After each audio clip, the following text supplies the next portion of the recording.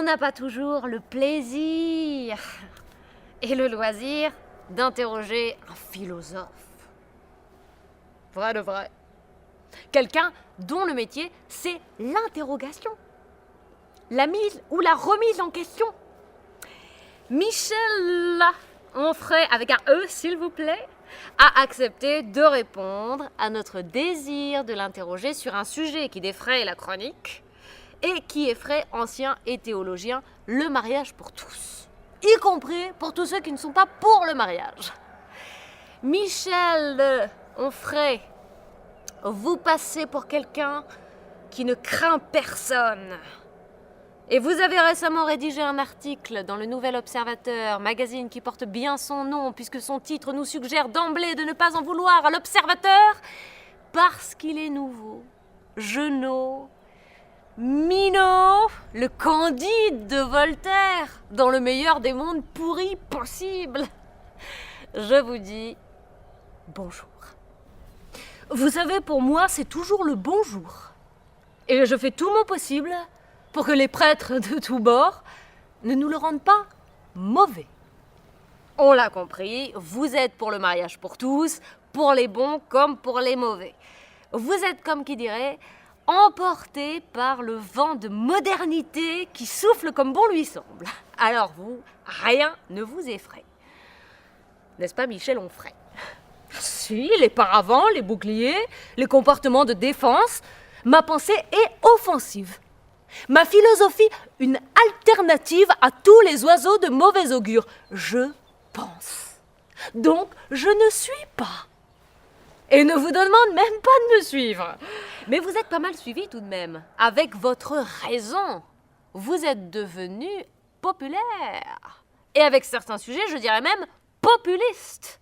Avec vos plaisirs faciles et votre sens aigu de l'ouverture. Alors là, je vous cite ou récite, « Sodomites de tout pays, unissons-nous » Ça, c'est vous qui le dites. Probablement pour ouvrir les portes de toutes les maisons closes, mais peut-être que vous avez un petit faible pour les bordels. Qu'est-ce que vous appelez bordel? Une pensée qui veut se faire la belle? Non, juste une pensée qui nous incite à penser que la mariée serait trop belle si elle n'avait pas de mari, ou si elle se mariait avec elle-même. Ce serait encore mieux, parce qu'il n'y a pas d'autre Dieu que nous-mêmes. Il va falloir que vous vous débarrassiez de tous vos points de suture si vous voulez vraiment soigner vos blessures. Je dis halte à la mauvaise foi. Fini les craintes et les tremblements. Je ne cesse de surprendre la pensée unique en flagrant délit d'illusion. Lorsqu'elle aime, espère ou se réfère, c'est toujours le même qu'elle-même, serpent qui se mord la queue en se référant à Dieu. Alors j'ai compris que pour vous, si on était béni, on n'hésiterait pas à bannir de notre vocabulaire le mot transcendance. Rien au-dessus, rien au-delà, tout est là. Ça, c'est votre tasse de thé. Dans la vie, il y a les plus coincés que soi, les moins coincés que soi, et les plus coincés, on les loue. Les moins coincés, on les blâme. C'est un peu la différence entre nous deux. Appelez cela comme vous voulez, un pieux ou un dieu. Personne n'accepte d'être jugé par quelqu'un qui a moins souffert qu'elle. Et vous donnez vraiment l'impression d'avoir moins souffert que ceux que vous faites aujourd'hui souffrir. Les Freud, les Sade, les Sartre. Mais je n'ai pas envie de l'ouvrir, moi, si c'est pour dire exactement ce qu'un autre aurait pu dire. Mais c'est entendu, vous êtes le nouvel observateur, le philosophe du mariage pour tous, celui qui estime en son âme et conscience qu'un singe a le droit d'épouser un singe et une guenon le devoir de convoler en juste noces avec une guenon. Qu'importe la morale, pourvu que l'on sauve le moral, et ça se situe par-delà le bien et le mal. Mais il faut appeler un chat, et un homophobe. Et c'est ce que vous me semblez être, quelqu'un qui craint et déteste les homosexuels, l'homosexualité. Arrêtons d'utiliser l'expression mariage pour tous. Vous êtes contre le mariage des homosexuels, et pour des raisons irrecevables. La fin de la civilisation, la production d'enfants névrosés, la mort de 2000 ans d'un judéo-christianisme tellement civilisateur. La porte ouverte à l'inceste, à la polygamie, aux partous institutionnels, à la zoophilie. Voici votre crainte. Voilà votre plainte. Et moi je dis que les deux sont sans objet. C'est de l'homophobie. Le point de vue de tous les homophobes. Mais s'il est vrai que le monde se divise en deux, les enculés d'un côté et les enculeurs de l'autre, je ne suis pas sûre que vous vous retrouveriez du même côté que votre maître à penser, Nietzsche. Clap, clap, clap. L'un de vous deux passera à la trappe. Zarathustra dans les bras du dernier des hommes. Ça m'étonnerait. C'est peut-être dionysiaque, mais certainement pas apollinien. Je ne cherche pas Nietzsche. C'est lui qui m'a trouvé. Où ça? À la SPA? C'est la vérité qui vous trouble ou c'est moi? La vérité? Ah non. Je ne la trouve pas toujours intéressante, mais vous, en revanche, vous l'êtes toujours. Mais c'est à se demander si vous ne faites pas exprès. Oui, je fais exprès de nettoyer notre conscience de toutes les impuretés. Lesquelles?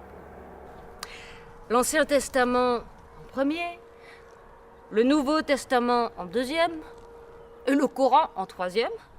3 messages d'homophobie. Dans la Torah, l'homme qui couche avec un homme comme on couche avec une femme, c'est une abomination qu'ils ont tous deux commise. Donc ils devront mourir, leur sang retombera sur eux. Dans l'Épître aux Corinthiens, ni fornicateur, ni idolâtre, ni dépravé, ni sodomite, ni voleur, ni cupide, pas plus qu'ivrogne, insulteur ou rapace, n'hériteront du royaume de Dieu. Et dans le Coran, vous vous approchez des hommes de préférence aux femmes pour assouvir vos passions. Vous êtes un peuple pervers. Chassez-les de votre cité. Ce sont des gens qui affectent la pureté. Tiens, on dirait que le Coran est plus subtil sur la question. Il y a ce qui rabaisse et ce qui islam. Et on aime bien distinguer entre les messieurs et les dames. Donc c'est cette distinction qui vous chagrine. Il n'y a ni haut ni bas, mais il y a des objets que l'on ne trouve même pas dans la caverne d'Ali Baba. Des fantaisies religieuses, c'est cela? Des fantasmes et des crises d'asthme pour des gens qui ne manquent pourtant pas d'air. Il n'y a pas que la vérité, il y a aussi l'intériorité, l'inexprimé, l'inexprimable, le mystère. Mais le mystère devrait se taire dans ce cas, et non chercher à s'approprier le sens de la terre. Même un Freud n'y échappe pas. Souvenez-vous du complexe d'Oedipe, où il faut un père à tuer et une mère à baiser. Il manifestera contre le mariage homosexuel, sous peine de perdre tous ses repères. Alors s'il y a deux pères, lequel tuer, lequel épargner? S'il y a deux mères, laquelle baiser, laquelle chasser? Il aura le tournis, comme tous les religieux, devant ces nouvelles exigences de liberté, d'égalité et de fraternité. Tous malades, tous sur un divan à rêver d'un confesseur idéal à qui ils veulent tout vendre sans qu'il puisse leur répondre. Alors ils l'appellent Dieu ou inconscient. C'est le dépravé qui parle là, ou c'est le nouvel homme révolté? Ah mais désolé, mais je préfère, et de loin, la compagnie des pédérastes et des sodomites à tous ces prédicateurs. Je l'ai écrit dans mon traité d'athéologie. Non, c'est ce que je me disais, on dirait que tous les idéaux se sont évanouis en vous. Et c'est peut-être ça, être athée. Et vous avez une autre vérité à nous proposer? Moi, quand je dis la vérité, j'ai l'impression de tromper quelqu'un en moi. Mais moi, je ne trompe personne. Alors disons que vous êtes trompé par tout le monde.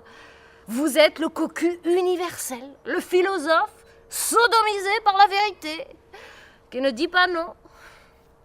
Et qui a même l'air d'apprécier. Au suivant.